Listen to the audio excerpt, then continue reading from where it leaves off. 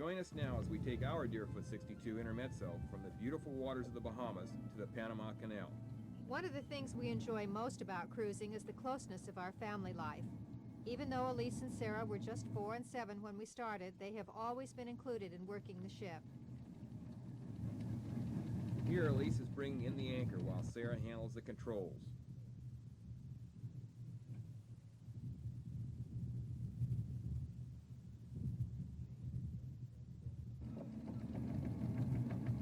The all-chain rode and 110-pound Bruce anchor are totally self-stowing.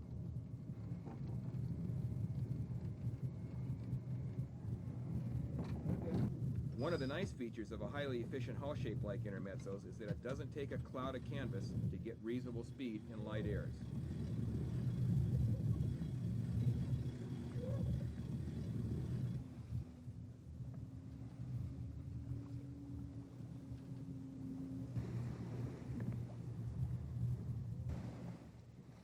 She's starting to move along now at a steady 7 to 8 knots with just plain sail and less than 10 knots of wind.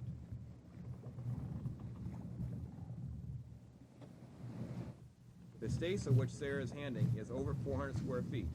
The fact that it is attached with hanks and contained inside 30-inch high lifelines makes her job easy.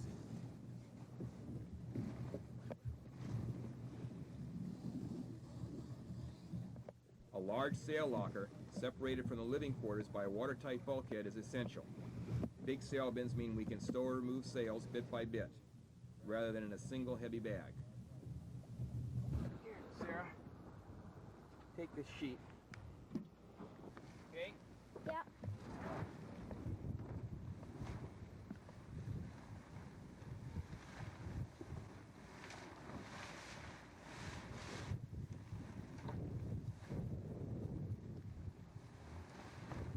That's a 1,400 square foot chute we're setting.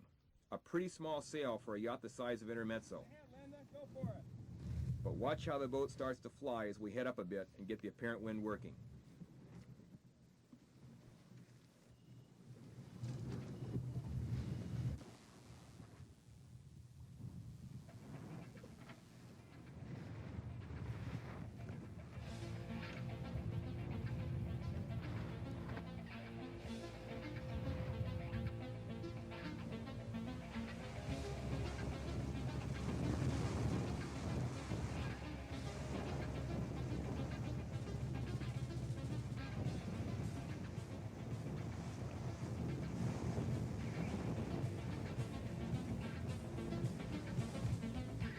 Boat speed is an important part of a good cruising yacht.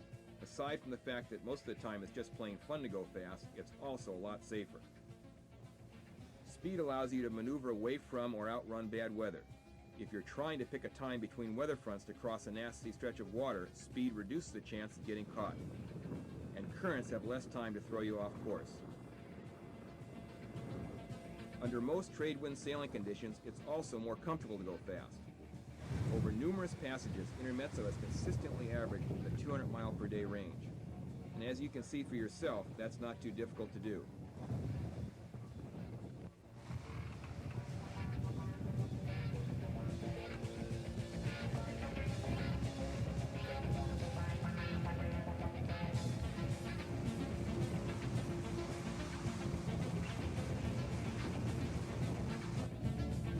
Everyone is comfortable, family life goes on as usual aboard our yacht at sea. Elise and Sarah keep up their studies by using correspondence school.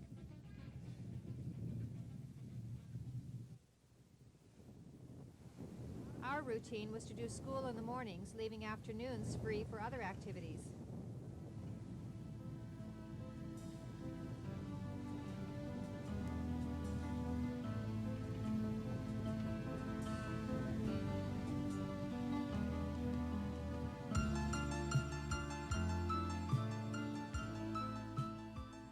Daydreaming, fishing, playing board games, reading, needlework, even giving skits and plays form a part of our routine.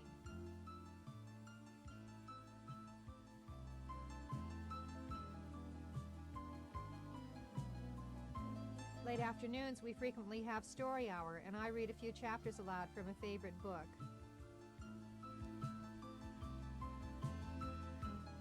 Steve's spare time usually involves maintenance chores, which he doesn't get time to tackle when we're in port. Holidays are a big part of passaging too. We have dyed Easter eggs, carved Halloween pumpkins, decorated Christmas boughs, and celebrated numerous birthdays afloat. A highlight of each passage is a halfway there party, Quarterway on long trips. with presents and games for all the crew.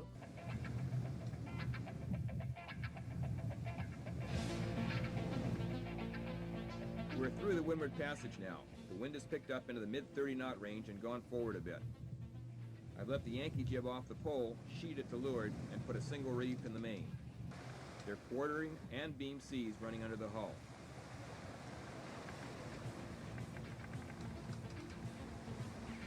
A lot of people wonder how it is possible for a couple or a family with small children to handle a 60 or 70 footer. Yeah, I used to wonder that too. But we found that compared to our 50-footer, Intermezzo at 62 feet is much easier for us to sail offshore. Our passages are faster.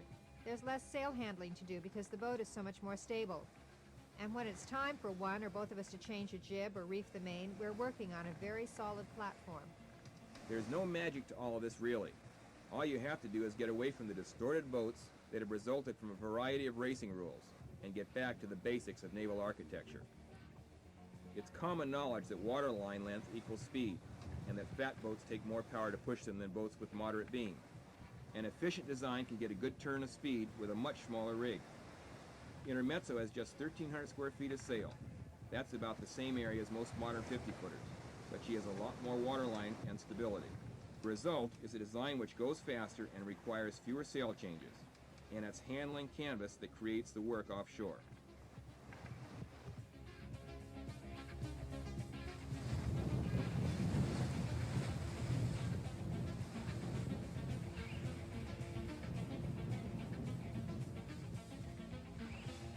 The wind has dropped down to the high 20s and swung back to the east-northeast.